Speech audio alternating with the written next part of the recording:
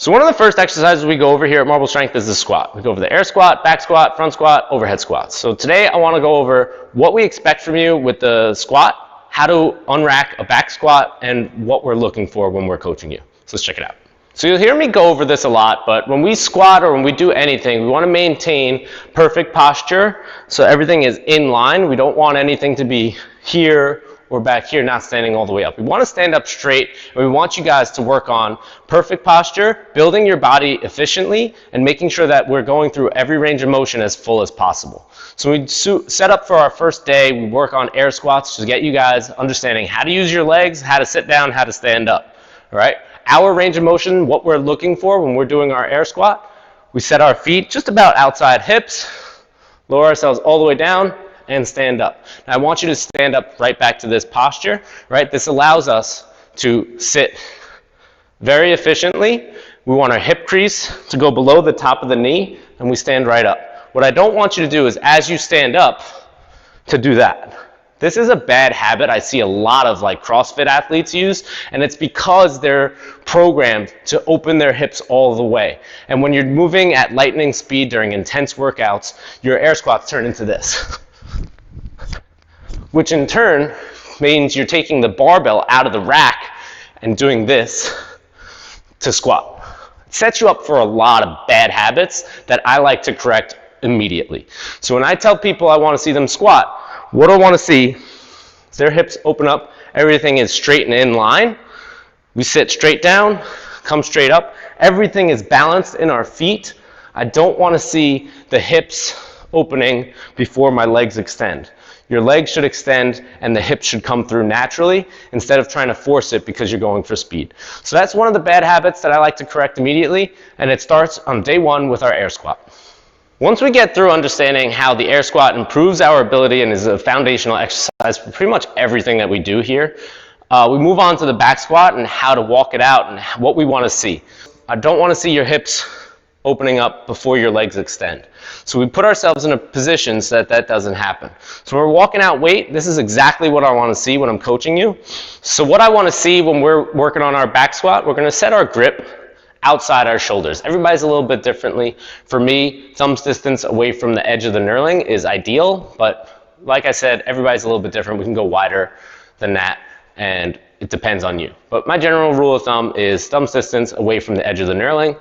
We're gonna get underneath that bar, on top of the traps, stand it up. You can look down at your feet at this time, but what I wanna focus on more is engaging your core from this point, because this is gonna help you brace so that when we walk that weight out, no matter what weight is on the bar, we have to do it exactly the same every time. So brace really tight here, build that core up, because this is the start of where the magic happens.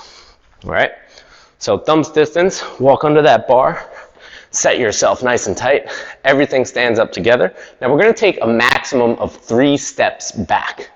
Half step to start with whichever foot, does not matter.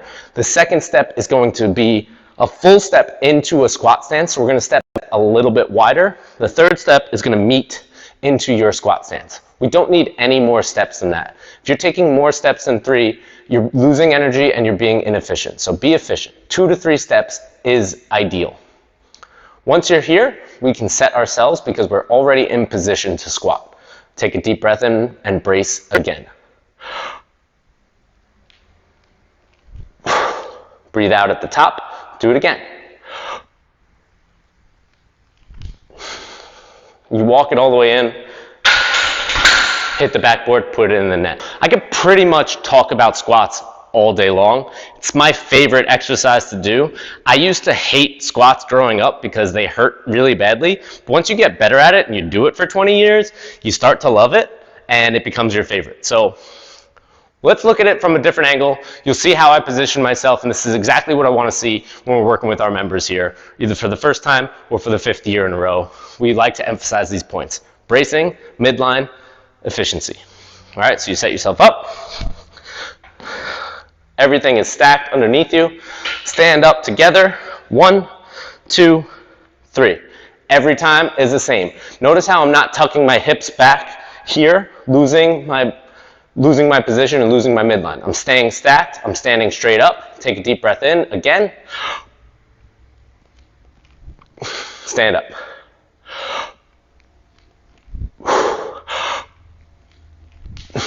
right? Some things that I see from a lot of people when they walk in here, they'll take that breath. And you saw how I tucked my hips forward and then shot back. 1, really bad for your spine. 2, really inefficient. 3, really bad for your spine, all right? So never tuck and push back. Stand up straight, stand up strong, flex your quads, breathe in. And you'll do that without having to sacrifice your spinal cord and lower back, all right? Walk it all the way in, hit the backboard, put it in the net, right? We work on this all the time. We squat a lot, so be mindful of your position, where you're at with the barbell. Stack everything strong. Sit straight, stand straight. Sit straight, stand straight. This is what it should look like all the time.